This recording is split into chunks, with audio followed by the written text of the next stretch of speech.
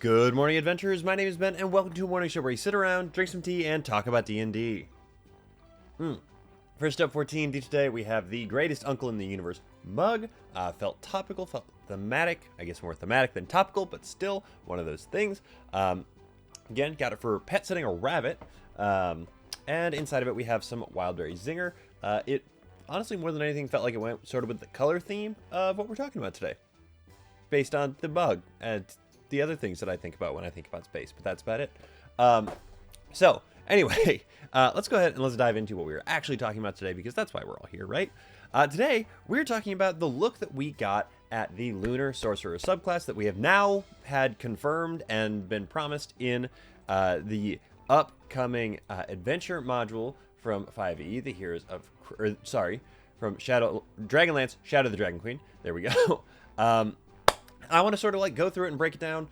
It is very close to what we got originally in the Heroes of Krynn Unearthed Arcana back in March, I want to say. But there are a couple of little key differences that they kind of hint at. We don't get like the crunchy bits of all of this, but we do get confirmation on how a lot of these things work.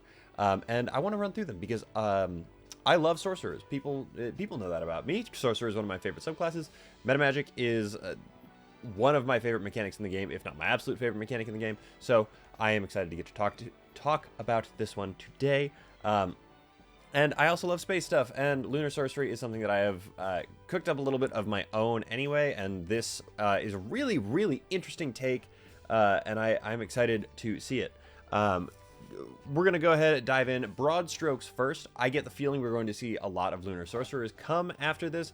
I get the feeling we're going to see a lot of people who are confused and frustrated with the rules after this officially drops, because Lunar Sorcerer is a wildly versatile sorcerer subclass, way more so than pretty much any of the other ones. Honestly, they are so insanely versatile. They are a Swiss Army knife of a sorcerer, which is interesting because sorcerers have for so long, and maybe rightfully so, maybe not, been a very one-track sort of class. They are something that you start to do the one thing and you get good at it and you stay very, very good at that one thing and you roll through with that. And so it's very interesting to me that they are going with the versatility route on this one, and honestly blowing it way out of the water. So let's go ahead, let's dive in, and let's talk about why this one might honestly be one of the best, if not the best, sorcerer subclass to be published to date, even though it hasn't quite been published yet. So, kicking it off at first level, you get Lunar Embodiment. It's your bread and butter. It is, you get to pick a phase of the moon that you are in. Full moon, new moon, or crescent moon. You get to do it when you finish a long rest at first level here. When you choose a phase, you get the associated spell list that goes with it.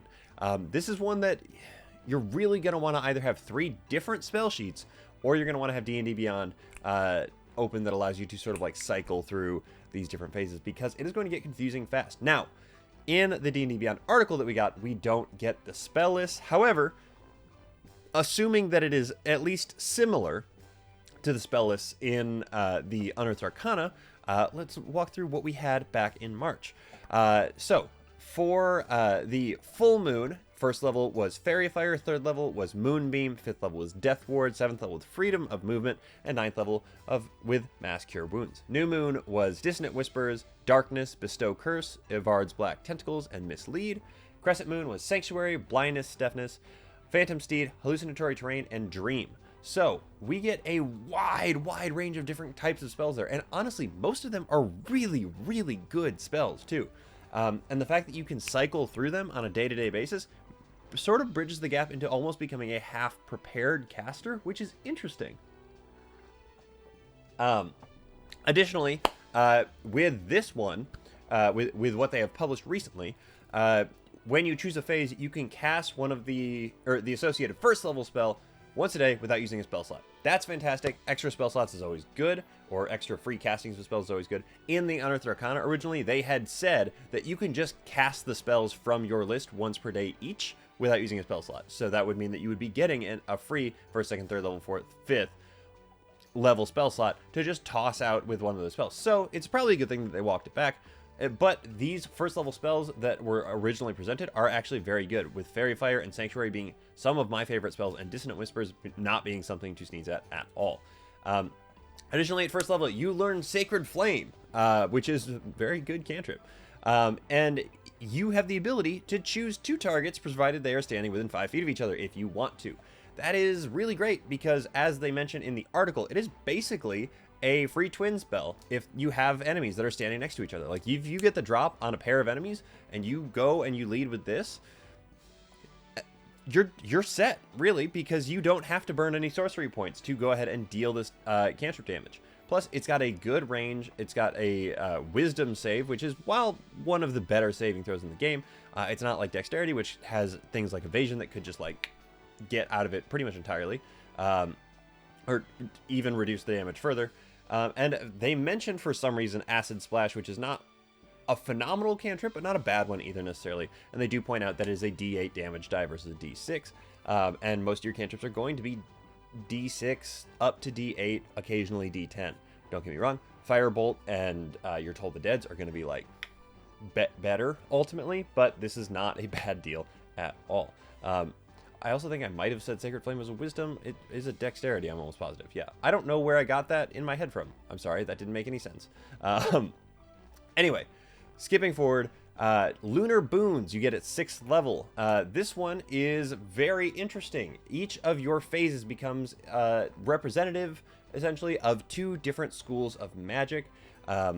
They are not listed in this, however, in, again, the Unearthed Arcana that released before. Full Moon got Abjuration and Conjuration, New Moon got Evocation and Necromancy, and Crescent Moon got Divination and Transmutation, which are all very, very, I mean, it doesn't cover all of the schools, but it covers a huge amount of them. So what is cool about this is when you cast a spell using one of those schools of magic and you decide to use a meta magic on it, you can reduce the cost of that by 1 sorcery point. So you can do that at a number of times equal to your proficiency bonus per long rest. And that is really, really great, because if you are running out of sorcery points, you can free twin spell, first level spell. You can do a free distant spell. You can do a free subtle spell.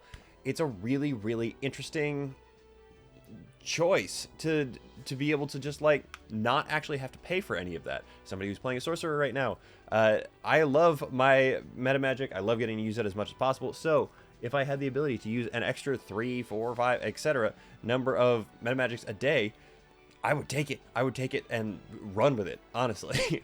6th level, you get Waxing and Waning, where you have the ability to shift your lunar embodiment, quote, on a whim. Which means that for the cost of 1 sorcery point and a bonus action on your turn, you can change your lunar phase. And mind you, when you change your lunar phase, you then essentially get all of the benefits that you would get from one phase transferred into the next one. You don't, like, carry over your used things. So that first level spell that you cast using the free slot that you got from your first lunar phase, guess what? Change lunar phases, you get to do it again with that new spell.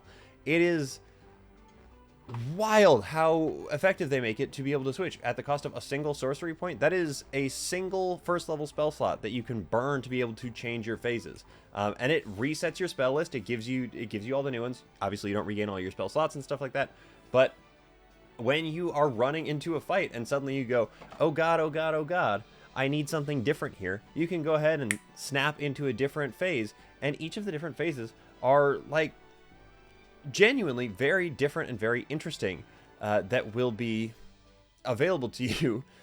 There are different and interesting options that will be available to you to be able to help you in whatever fight or situation you have found yourself in. Plus, it's not like it's casting a huge spell necessarily. You shift your phase of the moon, and that's going to have a lot of cool flavor with it. Jumping all the way to 14th level, because that is the way sorcerers progress, you get Lunar Empowerment. This essentially gives you more stuff based on the phase of the moon that you're in. They give us some vague descriptors in the article, but in the Unearthed Arcana, the way that it worked was if you were in the full moon phase, you would shed a bright light in a 10-foot radius and dim light for an additional 10 feet, and and you would give creatures of your choice advantage on saving throws while they were in that bright light. The new moon phase gave you advantage on stealth checks. In addition, you had attack rolls had disadvantage against you when you were in dim light. And then the Crescent Moon gave you resistance to necrotic and radiant damage. That's kind of what they hint at in this article, but they don't lay it out for you necessarily. And then finally, at 18th level, you got Lunar Phenomenon, which as a bonus action, or as a part of the bonus action you use when you switch lunar embodiment phases, you can unleash the phase that you are in or changing into. And in this one, they give us a little bit more, but it's still kind of vague. In the full moon phase, you burst with light, blinding nearby hostile enemies and healing one allied creature of your choice. New moon emanates gloom, reducing enemy speed, and you become temporarily invisible. And crescent moon, you can teleport yourself and one other creature and grant yourself resistance to all damage until the start of your next turn.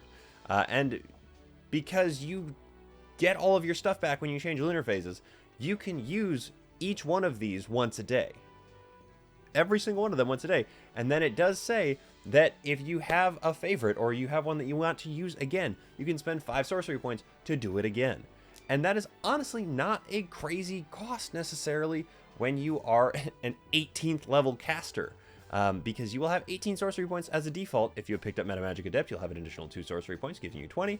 And you'll have plenty of slots to burn at that point. You'll probably also have a bunch of magical items, potentially like a Pearl of Power or something, that will allow you to recoup spells or be casting spells using charges instead of your own actual magical effects. So that is everything that we have on all of those guys.